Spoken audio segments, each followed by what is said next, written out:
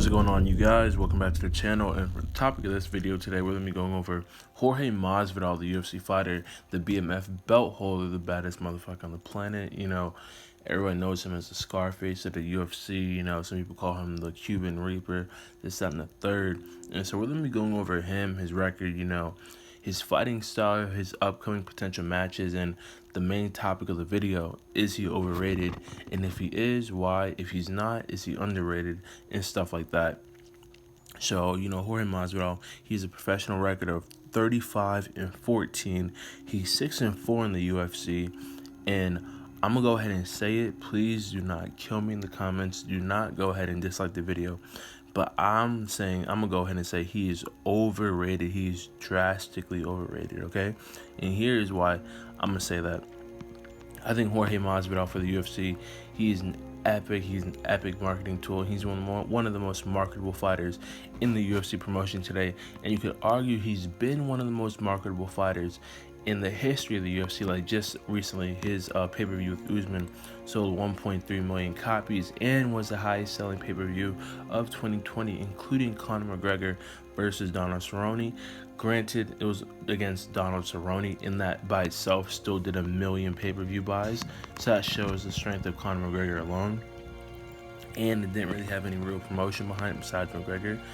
But on the other hand, you have Usman and Kamaru, who had like all this beef, all this hype, whatever, and it did an amazing 1.3 million. But that just shows strength of Conor McGregor. But anyway, he's on the topic of this video. It's Jorge Masvidal. But yeah, so here's why I say Jorge Masvidal is drastically overrated, and I feel like Jorge Masvidal is like the perfect or semi-perfect example of what the UFC tried to do with Justin Gaethje, whereas they just over-exploded the pro side, the upside of a fighter, without really putting it into perspective of the other competition and the other elite fighters in the division. You know what I mean? Okay, when I say the Justin Gaethje example, here's what I mean, right?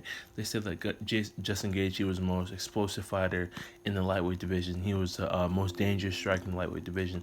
We know that's not true. You have Dustin Poirier, who beat him to a pulp. Dustin Poirier is arguably the best pure boxer in the lightweight division, if not the UFC. You could argue Conor McGregor, obviously because, Conor McGregor was the champ, was arguably the GOAT at 145, competed at 170. And then you have Khabib Nurmagomedov, the current belt holder. You have Max Holloway, who's talking about competing at 155. You have Tony Ferguson. You have Charles Oliveira. You have all these killers at 155. So to just explode on Justin Gaethje, who, if we're keeping a buck, no one really heard of him until he beat Tony Ferguson on the short notice fight, I think was a total mistake on the UFC's part. And I think Justin definitely got in over his head, which was shown when he got mauled by Khabib. But anyway, back to Jorge Masvidal. The reason why I say this is because I think he was drastically overhyped. They talked about, oh, he's one of the best strikers in the UFC, oh, he's a threat to everybody, he's a potential champion. And honestly, the media, if you just listen to ESPN and the media, whatever, Twitter, you would think that Jorge Masvidal is a Conor McGregor. You think he's a Khabib or whatever. But I feel like the hardcore fans and the people in the locker rooms, actual people, not fans but actual fighters, whether it's amateur or people like myself who just compete and who just fight and actually know the sport because they're a part of the sport. You can tell by the eye. Not only does the eye test tell you that he's not an elite fighter, that he's not a pure elite fighter, but even if you look at his record, which is super suspect at 35-14, and he's actually only 6-4 in the UFC. So when you go into his wins and losses, really, you can see that he got beat. He beats lower level competition guys, but then, once the UFC tries to test him and throw some higher level and semi to extremely elite fighters at him every now and again, he loses, he gets beat bad, he gets exposed, in some cases he gets mauled. Example, right? When they threw Damian Maia at him, a high level guy, someone who's a vagabond in the sport, he's a well-known name, everyone knows he comes to fight, he's elite, right? Maybe you could argue not so much anymore because he's starting to age, but he's still elite, right? They threw Damian Maia at Jorge. He lost to Damian Maia. He got his ass beat by Damian Maia. You know what I mean? So, after the loss, they threw him like some other bones. He got like 1 or 2 wins or whatever. Then they threw him to Wonder Boy. Wonder Boy completely exposed his striking ability. Granted, Wonder Boy is arguably one of the best strikers in the history of the UFC, and in my opinion, is a top 3 or top 5 striker in the UFC still right now. He got exposed by Wonder Boy. And even now, currently, he's talking about, unfinished business 2021. Let's run it back. But anyone with common sense knows that Wonder Boy is going to completely destroy him, especially after Wonder Boy's just dominant performance over Jeff Neal. A young stud with an iron chin and iron hands and stuff like that. So anyway, back to the point. And then you also have the fact that he got completely dominated by Kamaru Usman. And Kamaru Usman is obviously the champion, so it just goes to show, whenever he's been tested with elite to extremely elite competition, he gets dominated or he gets exposed. And I also feel like Jorge Masvidal was a victim of the moment in the fact that his victories over Ben Askren was completely overblown. Granted, it was super epic, like a flying knee to the dome off the bat, 5 seconds, like that's a legendary. But the fact that it blew him up to automatic title contention was crazy. And then you have Nate Diaz, who, to be fair, is an elite level fighter. Obviously, he beat Conor McGregor.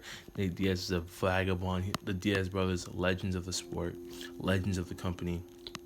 So I give Jorge Masvidal full credit for that. But Nate Diaz is not a Wonder Boy. The styles, the technique is completely different. He's not a Wonder Boy. He's not. You could put him in the same realm. I put Nate Diaz in the same realm as Damian Maia, but he's not a Wonder Boy. He's definitely not a Kamaru Usman. He's definitely not a Gilbert Burns. He's by sure not a Colby Covington. And coming up with Colby Covington, Jorge Masvidal's next fight with Colby Covington, I feel like Jorge's about to get mauled again and set him on a losing streak, because there's no way that he beats Colby Covington. And even in the locker rooms, people are saying that Jorge Masvidal is about to get mauled. That's why he hasn't signed the contract agreement. That's why he hasn't agreed to fight Colby, because he knows, and he's just dragging it out. Because if Colby beats him, he's taking his BMF belt. And if we're being honest, if you take away Jorge's BMF belt, then what? Because I would put him on a 2-fight losing streak against Usman and Colby, right? And then let's say Usman beats Burns, and so they try to throw Masvidal at Burns to put one of them back in contention. Burns 8 out of 10 times is probably gonna maul Jorge, because he fights just like Kamaru. If we're being honest, he's more of a bruiser. He might strike a little bit more, so he might actually end up doing more damage to Jorge than sort of just grappling and dominating with points like Kamaru did. And so besides for those 3 guys, you already have who he's not going to beat. One of them who he hasn't beat. So who else would you really throw at him in a top level contention? Tyron Woodley, Nate Diaz 2 again, Damian Maia 2 again, Wonder Boy 2 again. Like, you can give him fights to keep his name circulating, but if we're being honest, he's not beating any other elite welterweights. Maybe he could go up to middleweight, because they just got rid of Yoel Romero, so maybe with the extra firepower he may be able to do something. He's not doing anything. 155 has way too many killers. He was talking about doing a Conor McGregor fight, but he probably tried to make Conor go to 170, but Conor is not going to have any interest in him, especially if he goes on a losing streak, which he probably will if he fights Colby or Wonder Boy or rematches Usman. So there's really not too much stuff you can do with Masvidal, and I feel like he subconsciously knows that, which is why he's been ducking Colby, and which is why I feel like he's just trying to really push that Nate Diaz fight again, because I feel like obviously if he were to beat Nate Diaz, he would fly back up in popularity. Nate Diaz is a big name, yada yada yada. But in terms of actual competition, Masvidal just doesn't do anything. He's a marketable fighter. He's a money fighter. But in terms of actual a championship caliber fighter, he's just not there yet. He's a pretty money fighter. That's all. He's a nice horse you keep in the stable. He's a horse that you ride around when you're just chilling, or you want to just have a good time. But he's not a horse you take to the stable and you put money on. That's not him. It's never been him. If we're being honest, if you look at his record, even in Strikeforce and Bellator, that's never been him. He's a pretty beard, pretty hair, whatever. They call him Street Judas, Street Jesus, or whatever. Marketable guy, cool guy, tries to act like a badass, you know, with his Louis Vuitton robe and everything, little Scarface suit, but championship fighter? No, he's definitely not that. Money fighter? Oh yeah, for sure. But then again, let me know in the comments down below if I'm tripping, if y'all think I'm being too harsh on him. If I'm right, if I'm actually right and I'm still missing anything, let me know. If I'm wrong and I'm missing something, let me know. Let me know what you think. Am I wrong? Is he actually overrated or underrated? Keep in mind the Vegas odds for Colby Covington and Masvidal just came out, and they have Colby Covington, rightly so in my opinion, as a pretty substantial favorite over Jorge. But then again, let me know in the comments down below if I'm tripping, if I'm bugging, what y'all think on Jorge Masvidal as a fighter overall, and I'll catch you on the next one.